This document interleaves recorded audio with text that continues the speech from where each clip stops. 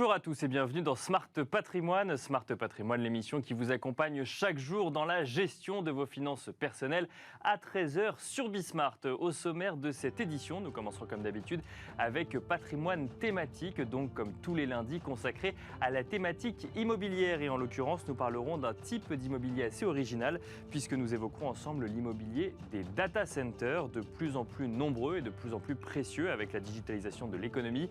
Nous aurons le plaisir d'en parler avec Michael Cohen, Director Advisory Data Center chez CBRE. Et nous enchaînerons ensuite avec Enjeux patrimoine où nous resterons dans la thématique immobilière et nous tenterons de faire le point sur les passoires thermiques. La réglementation évolue mais les avancées sont parfois suivies de recul et d'interrogations. Où en est-on aujourd'hui? Comment comprendre à quel point un propriétaire est concerné et comment anticiper ces évolutions? Nous en parlerons avec Tanguy Dupont, directeur des solutions Helio pour l'habitat collectif, mais aussi avec Christophe Demerson, le président de l'UNPI. Bienvenue à vous tous qui nous rejoignez. Smart Patrimoine, c'est parti. Patrimoine thématique en partenariat avec l'Anacofi.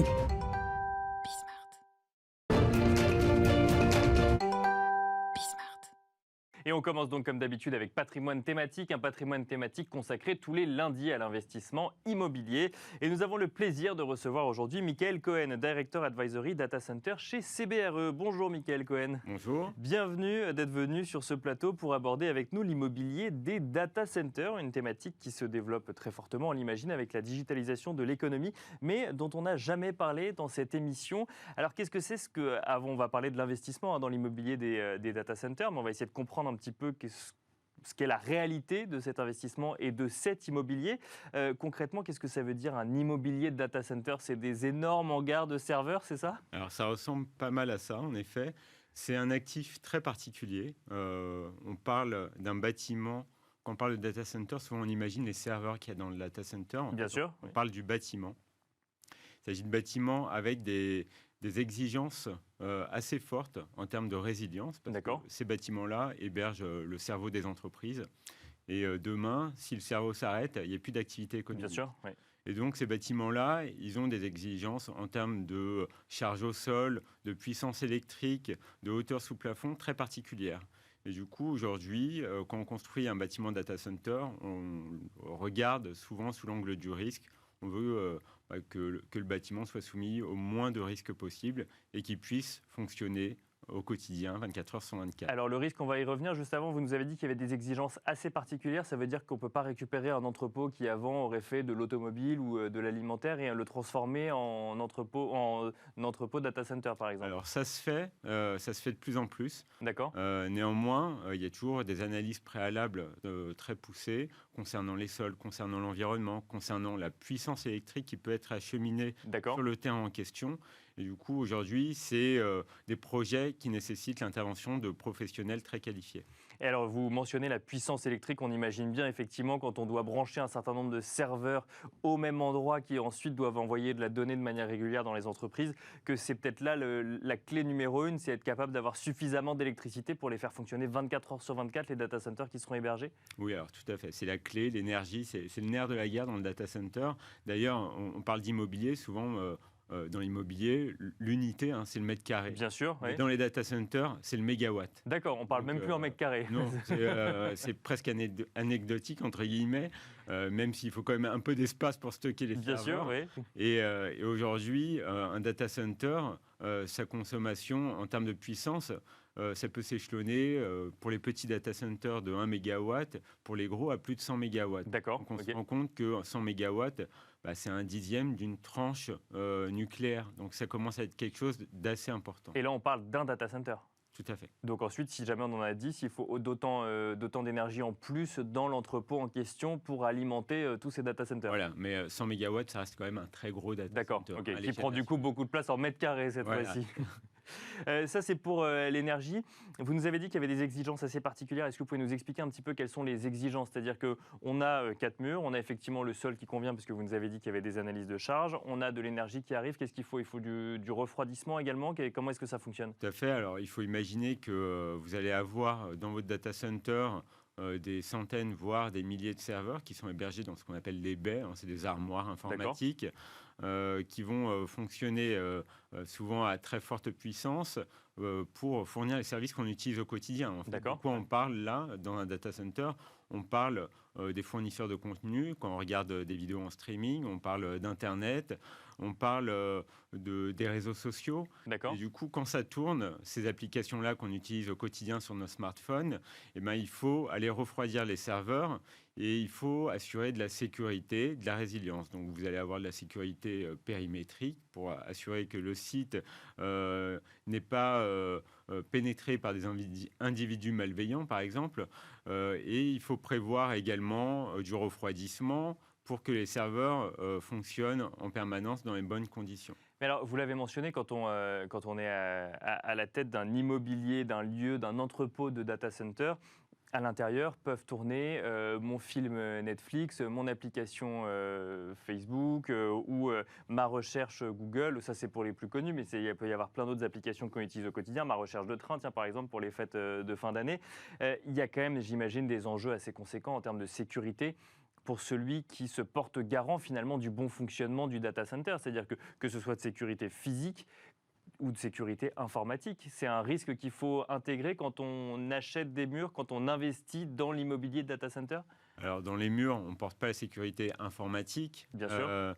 mais on va porter la sécurité du site en premier lieu. S'assurer que, par exemple, on n'est pas à proximité d'un site Céveso, qu'on n'est pas en Céveso, zone... qu'est-ce que c'est? C'est tous les sites qui, de par leur activité industrielle, peuvent représenter un risque D'accord. dans l'environnement. Et il s'agit également de s'assurer qu'on n'est pas en zone inondable, par exemple, Bien sûr. Oui. parce que un serveur sous l'eau, ça ne marche pas. Moins bien, en tout cas. Donc, ça, c'est le premier critère d'analyse, c'est regarder finalement si on va être dans une zone à risque de par l'environnement. Après, la sécurité informatique, c'est une autre couche opérationnelle et elle va être assurée soit au niveau hardware, c'est-à-dire au niveau des serveurs, de par le déploiement d'infrastructures, soit au niveau logiciel. D'accord. Et donc ça, c'est qui gère ça dans le business model de l'investissement immobilier dans les data centers? Parce que j'imagine que ce n'est pas celui qui loue les serveurs, ce n'est pas celui qui gère les murs non plus. Donc il y a un troisième intermédiaire qui, lui, va s'occuper spécifiquement de la sécurité? Alors la sécurité, quand on parle de la sécurité informatique, Bien sûr, oui. elle peut être portée par différents acteurs. Elle peut être portée par le client qui héberge ses serveurs chez un acteur qu'on appelle de la colocation, un acteur de l'hébergement. Donc, il va fournir le data center, les murs, de l'espace et de l'énergie pour héberger les serveurs. Elle peut être portée par le fournisseur télécom et elle peut être portée par, cette fois, le fournisseur de cloud qui fournit le service informatique à distance auprès des utilisateurs.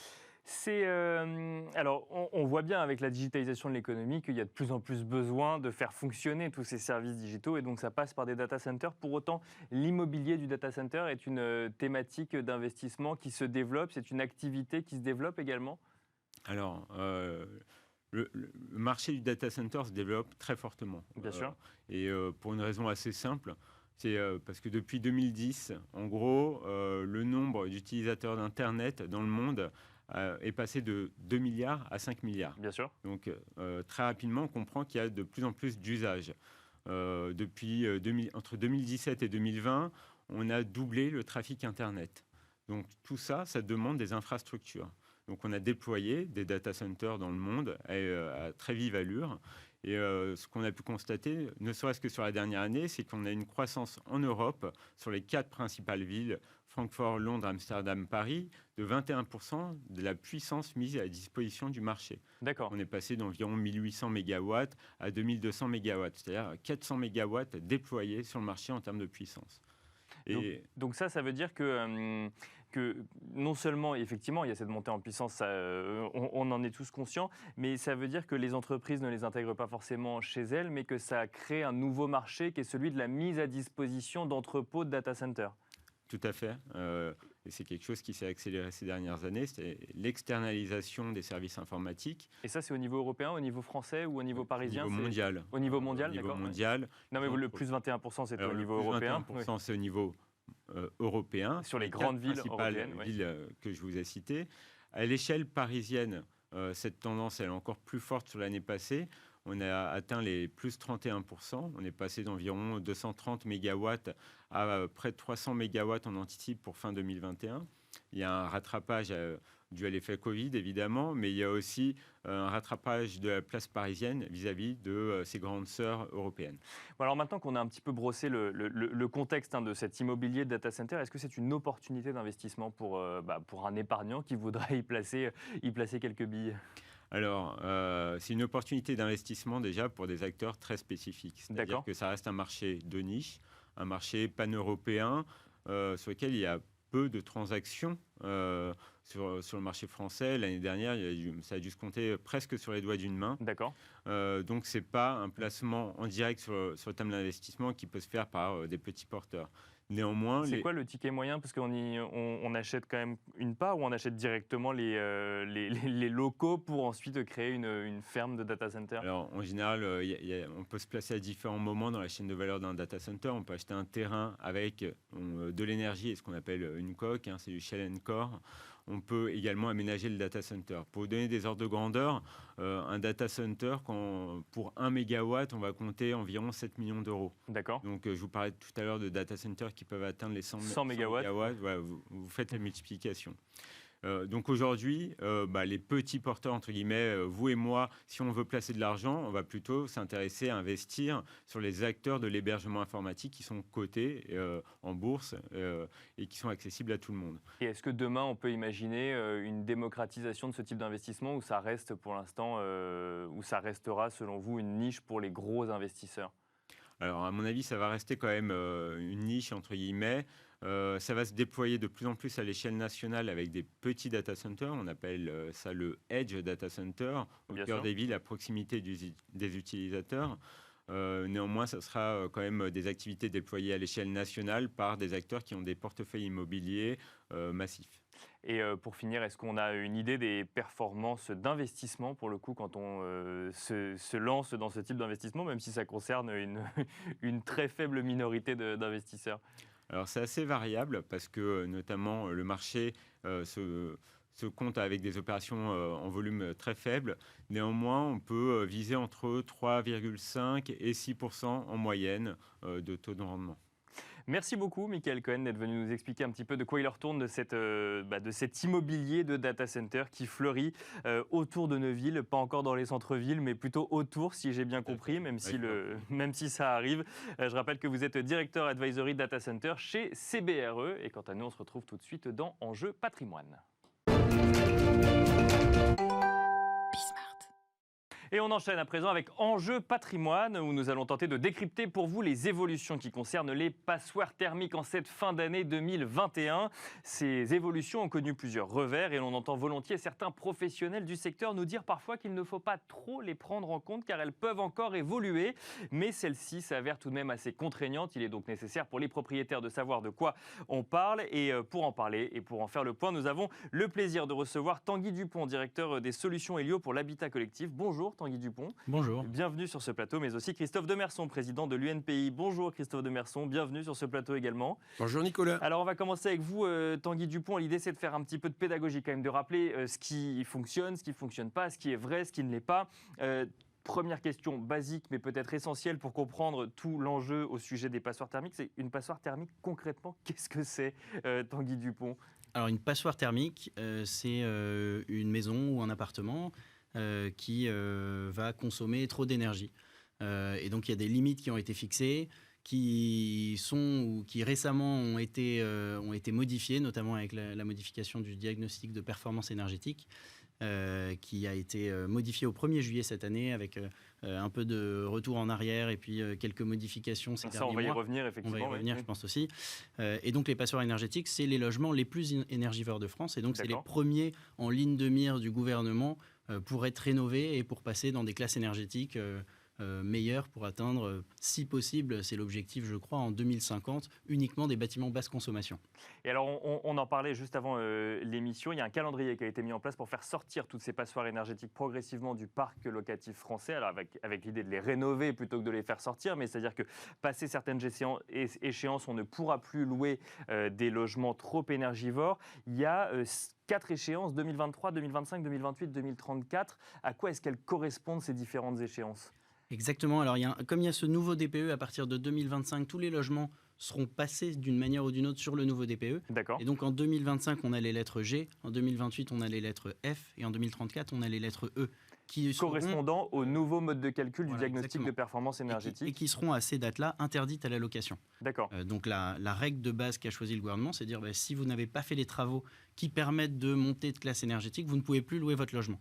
Et en 2023, il y a quand même certains logements en fonction d'une consommation par mètre carré, plus de 450 kg par mètre carré, qui vont être aussi interdites à la location. Ça ne représente pas une énorme partie du parc, c'est une petite partie des lettres G d'aujourd'hui. Donc c'est les pires lettres G, entre guillemets, dès 2023, et ensuite c'est 2025, 2028, 2034 où on ne pourra plus, sauf à rénover son bien. Dernière question, vraiment pour poser le contexte.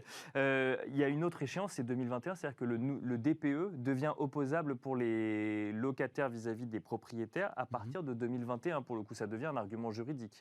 Ça devient un argument juridique et c'est un petit peu aussi tout le problème, et c'est pour ça qu'il y a eu une machine arrière il y a quelques mois, puisque les DPE se sont avérés, alors aussi pour des raisons de calcul, mais aussi très sévères, peut-être aussi parce que les diagnostiqueurs se sont dit si c'est opposable, il ne faudrait pas qu'on puisse revenir vers moi en me disant que j'ai été trop généreux sur la classe énergétique. Et puis les règles de calcul aussi qui prennent en compte maintenant, et ça c'est nouveau, les émissions de gaz à effet de serre, avec un effet double seuil, donc c'est la plus mauvaise des deux lettres qui va donner la lettre du logement, qui fait effectivement baisser tout le parc, et donc une règle de passoires énergétiques qui doivent être rénovées concerne d'un seul coup une beaucoup plus grosse partie des logements. Alors, selon le gouvernement français, il y a 4,8 millions de logements qui sortiraient du parc locatif à terme s'ils ne sont pas rénovés. Christophe Demerson, donc là, ça c'est la théorie. Puis dans la pratique, donc, on a eu un nouveau DPE, un nouveau diagnostic de performance énergétique qui est sorti, qui avait pour vocation de mieux calculer finalement la performance énergétique d'un bien. Celui-ci est sorti, finalement, il y a eu un retour en arrière. Et là, on a un nouveau DPE qui est arrivé. Est-ce que du coup, tout est réglé ? En fait, on nous a vendu de la transparence et on nous a livré de l'obsolescence. D'accord. Pour faire court. Et c'est vrai que ce qui m'attriste quand même, parce que c'est un sujet important, c'est vrai que les propriétaires veulent rénover, c'est important de rénover et puis bien sûr d'isoler comme il faut. Les locataires doivent être bien logés, donc ça, tout le monde est d'accord sur l'objectif. Le problème après, c'est qu'il faut se donner les moyens et il faut jouer vraiment dans la transparence et pas dans le combat politique. Et ce que j'observe quand même, c'est qu'on nous a quand même mené en bateau, puisque ce nouveau DPE, justement, il devait être fiable. Et rapidement, nous, on avait quand même tout de suite prévenu le gouvernement que ce n'était pas fiable. Tous les acteurs l'ont prévenu. C'est ce que je m'en suis rendu compte au mois d'octobre quand on a eu une réunion avec tous les acteurs. Tout le monde avait prévenu. Et en réalité, on a voulu jouer avec le feu. Et le problème, c'est que le feu, il arrive.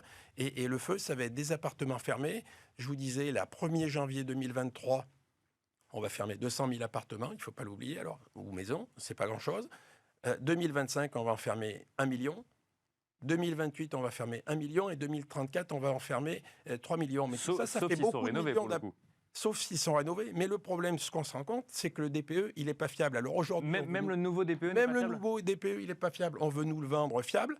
La loi avait été suspendue.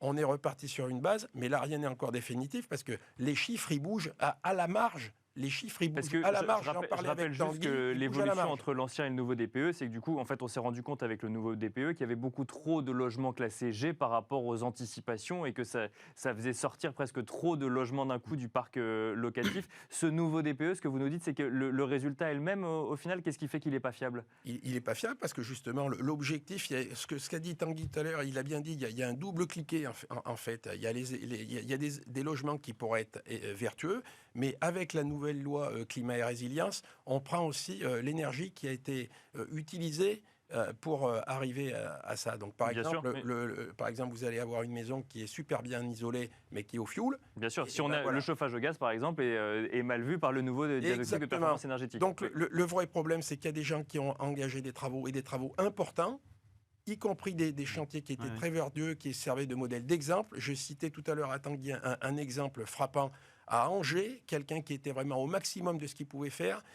La ministre a été voir l'immeuble, oui, sauf qu'entre-temps, avec le nouveau DPE, on a perdu 2 étiquettes. Oui, les règles ont changé et on a perdu des étiquettes. C'est-à-dire que le best in class de la rénovation énergétique il y a 2 ans n'est plus valable aujourd'hui, c'est ce que vous nous dites? Exactement, ce qui fait que maintenant, notre ami, il se retrouve à Angers là-bas, il n'a plus les subventions, il n'a plus rien, et le chantier est en train de se terminer. Et hier matin, il était encore vertueux. Vous voyez ce que je veux dire? Le paradoxe, il est là. Et c'est pas toujours pour des raisons de performance, puisqu'effectivement, le fait qu'on ait fait entrer les émissions de gaz à effet de serre, ce qui n'est pas forcément une mauvaise chose, c'est pas ce que je dis, mais ça fait quand même plusieurs années aussi qu'on passe des chaudières gaz température en chaudières à condensation, qu'on essaie de rendre plus performante, par exemple, le gaz, tout simplement. Bien sûr. Et puis on se retrouve d'un seul coup à devoir dire aux personnes qu'on accompagnait, finalement... c'était pas la bonne idée. Mais en fait, voilà, c'était pas la bonne idée, ça vous fait perdre des Parce que je rappelle que sur le DPE, maintenant, il y a 2 DPE en fait. Il y a celui qui va concerner l'isolation de la maison et celui qui va concerner l'origine de l'énergie qu'on utilise au sein de la maison. Et c'est la combinaison des 2 qui donne le nouveau DPE, c'est ça? Oui, exactement. Et c'est là-dessus où finalement, cette deuxième partie, où vous avez pu conseiller en fait, un certain nombre de gens sur des manières de chauffer leur maison ou de chauffer leur eau qui finalement aujourd'hui sont mal vues par ce nouveau DPE. Les conseils pour être en bâtiment basse consommation forcément changent, puisque la manière d'être en basse consommation n'est plus la même. Mais alors, ça veut dire que là, aujourd'hui, à fin 2021, on est dans une situation où c'est acté et on se dit, mince, il va falloir recommencer, mais c'est acté, ou on est dans une situation d'incertitude pour les propriétaires? Moi, je vous dirais qu'on est dans l'incertitude la plus totale. D'accord. Et il y a quand même aussi une chose, comme on est là pour faire de la pédagogie, et moi, je l'ai dit à la ministre, il faudra voir où on met les locataires qui n'auront plus d'appartements, ça c'est une chose. Mais moi, j'attirerai aussi l'attention des propriétaires, et on le fait déjà, mais le congé pour travaux, il a été retoqué par le Conseil constitutionnel. Alors, le congé pour travaux, ça veut dire que demain, avec l'audit énergétique, parce qu'il y a un audit énergétique dont on va parler dans un instant, mais même avec un DPE opposable, c'est quelque chose de valable. C'est-à-dire que demain, le locataire pourra attaquer son propriétaire pour lui dire « remettez mon logement aux normes ».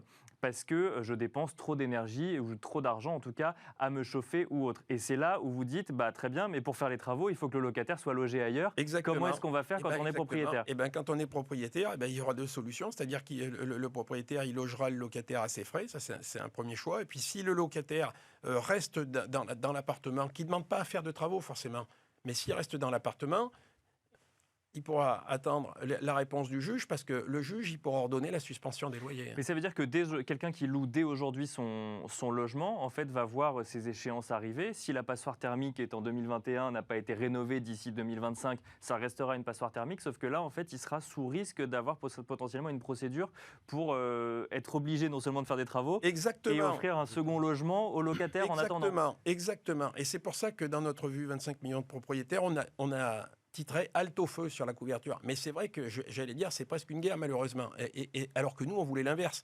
Je veux dire, normalement, tout ça, ça se fait dans une ambiance pacifiée. On discute, on regarde ensemble. Et nous, on subit, je vous dis par exemple, en ce moment, les derniers aménagements qui se font encore sur le DPE. Mais on n'est pas au courant. Il faut qu'on aille voir les syndicats de diagnostiqueurs. Mais je veux dire, on peut bien mettre tout le monde autour de la table et regarder pour trouver des solutions pérennes et intelligentes. Je veux dire, on est quand même... Il y a des solutions, il y en a. Mais le calendrier, il est intenable. On l'a dit, c'est un calendrier intenable. Quand la loi climat et résilience, elle a été votée, ils se sont amusés encore à serrer, à contraindre le calendrier avec 2034. Donc, je veux dire, il y a des gens maintenant qui vont faire les travaux sur 2034 alors que c'était pas forcément la priorité du moment. Qui vont le faire dès aujourd'hui, bien sûr. Peut-être qu'on aurait pu faire les autres travaux, puisque maintenant, il y a plus... vous dites qu'on aurait pu se concentrer sur les G et voir pour les F et les E après. Je ne sais pas, comme dans une guerre, il me semble qu'il faut déjà concentrer, essayer de regarder où sont les priorités. Sauf qu'on veut faire des effets d'affichage, je l'entends. Il y a un calendrier d'affichage, je l'entends. Mais je veux dire, après, le principe de réalité, il doit aussi prédominer. Ce qui est sûr avec ça, c'est que le gouvernement veut mettre en place un calendrier. Il veut que les gens comprennent et puis se mettre un petit peu au courant de leur classe énergétique. Il y a la moitié des personnes, nous on a fait un sondage chez des propriétaires, on s'est rendu compte que la moitié des gens ne connaissaient pas leur classe énergétique. Donc déjà, on part d'assez loin. Bien sûr. Oui. Et ça, c'est déjà un problème. Alors c'est plutôt pas mal de leur dire, maintenant qu'il y a des échéances, vous allez bien devoir vous informer, vous allez devoir réfléchir à rénover. Le calendrier, par contre, effectivement, il est très serré. Ça veut aussi dire qu'il y a toute une filière professionnelle qui doit se mettre en place. Et on le voit déjà, rien que pour l'audit énergétique, c'est quand même pas grand-chose par rapport à tous les travaux qu'il va falloir faire. Ils ont déjà dû reculer du 1er janvier à Bien priori sûr. septembre. A priori, septembre 2022. Un mot peut-être sur cet audit énergétique. En fait, ça va donner, ça va être un audit plus complet en fait que le DPE sur la résidence en fait auditée et qui va délivrer un certain nombre de recommandations pour gagner, pour passer noté A ou B en fait sur son DPE, c'est ça? C'est ça, en fait, ça va donner des scénarios de travaux. D'accord. 2 scénarios obligatoires, un scénario qui fait 30% de gain énergétique et un scénario qui emmène le logement en bâtiment basse consommation. D'accord. Le obligatoire est quand même important. C'est-à-dire qu'à partir du moment où on se fait auditer, il faut faire les travaux, c'est ça? Non, ce qui est obligatoire, c'est obligatoire pour le diagnostiqueur de mettre ces scénarios-là. D'accord. Ok. Est-ce qu'on est obligé de faire les travaux? On en revient aux échéances. On en revient. Si on est Est-ce en- qu'on veut vendre si son on est en- appartement ou est-ce qu'on si veut le on est louer? en Ouais, veut- c'est ça. Voilà, exactement. Et ça, c'est un autre sujet. C'est que nous, il y a toute cette complexité un peu autour de ces phénomènes-là et de ces règles-là qui fait qu'il y a des propriétaires, bailleurs, qui se disent tout simplement moi, je vends mon appartement, ça a l'air trop compliqué, je ne sais pas exactement aussi comment je vais être aidé, parce que c'est un vrai sujet. Toutes les aides aussi qui viennent pour faire ces travaux-là et qui aussi n'arrêtent pas d'être modifiées récemment, d'être un peu rehaussées, un peu rabaissées, sûr, etc. Et on a du mal à suivre. Et pour les propriétaires, et pour des propriétaires bailleurs aussi, c'est une complexité où beaucoup se disent tant pis, moi Je vends plutôt que de me mettre aux normes pour louer. Et d'ailleurs, c'est vrai qu'on voit de plus en plus des passoires thermiques arriver sur le marché. Il y a plusieurs articles dans la presse qui en parlent avec un niveau de connaissance des futurs acquéreurs pas toujours très élevé sur le sujet. D'ailleurs, on se rend compte que si les professionnels du secteur sont au courant, les acquéreurs, enfin les particuliers, ne sont pas forcément au courant réellement de ces évolutions de contexte. C'est le but aussi de l'audit énergétique, puisque du coup, dès que ce sera une lettre F ou G, en tout cas à partir de septembre maintenant, ils auront un audit, ils sauront aussi combien coûtent les scénarios, puisque l'auditeur devra mettre un coût sur chacun de ces scénarios. Donc ils peuvent aussi acheter en sachant quel coût ils vont devoir mettre dans la réhabilitation du logement. Alors je rappelle que pour les aides, on aura une émission dessus début janvier, notamment sur le coût de la rénovation énergétique. Christophe Demerson, donc je reviens sur ce contexte d'incertitude à fin 2021. 2023, c'est demain. Le DPE est déjà opposable. L'audit énergétique, c'est même avant demain, si 2023 c'est demain, puisque c'est septembre 2022. Qu'est-ce qu'il faut faire? Il faut tout arrêter? Il faut avoir un calendrier plus étiré? Je pense qu'il faudrait se remettre autour de la table. Moi, j'ai demandé de nouveau un rendez-vous à Emmanuel Vargon pour ça, parce que je pense que c'est vrai que c'est le moment de calmer les esprits, d'essayer de trouver des solutions constructives. J'en ai parlé aussi avec Jean-Marc Torolion et avec l'UNIS. Je pense bien sûr qu'il y a des choses à faire, mais dans tous les cas, le calendrier, il n'est pas tenable et surtout, il est inflationniste. Et puis après, il y a aussi une autre chose à remarquer, c'est que la France, elle est hétérogène. Et vous prenez par exemple un département comme le Cantal, c'est 50% des bâtiments qui sont à reprendre. Donc, c'est Paris, il y a encore d'autres problèmes avec les immeubles haussmanniens, par exemple. Mais bien sûr. J'étais à Colmar, et j'étais un à sujet Rodez. aussi après de faire passer ça en copropriété. Quand c'est une Exactement. maison, c'est facile. Quand c'est un immeuble, c'est un peu plus compliqué. J'étais à Rodez il n'y a pas longtemps. Et ben, quand on voit la ville de Rodez, on pourrait dire qu'il faut fermer la ville de Rodez. Et puis après, le vocabulaire qui est employé aussi, je trouve qu'il est gênant parce qu'on a l'impression qu'on stigmatise les pauvres, entre guillemets, mais les régions les moins favorables, les moins favorisées. Regardez par exemple le Cantal. Quand on va vous dire où c'est que vous habitez, j'habite dans une passoire thermique. Bon, c'est pas trop sympa. Je veux dire, il y aura peut-être manière d'amener un petit peu ça pour déstresser tout le monde. Merci beaucoup Christophe Demerson. Je rappelle que vous êtes président de l'UNPI. Merci Tanguy Dupont, directeur des solutions Helio pour l'habitat collectif. Merci à vous d'avoir suivi Smart Patrimoine. On espère vous avoir donné quelques clés pour comprendre les évolutions en ce qui concerne les passoires thermiques. Il y aura d'autres émissions sur le sujet en 2022, notamment sur le coût d'une rénovation énergétique et sur les aides que mentionnait Tanguy Dupont. En attendant, je vous dis à demain pour un nouveau numéro de Smart Patrimoine.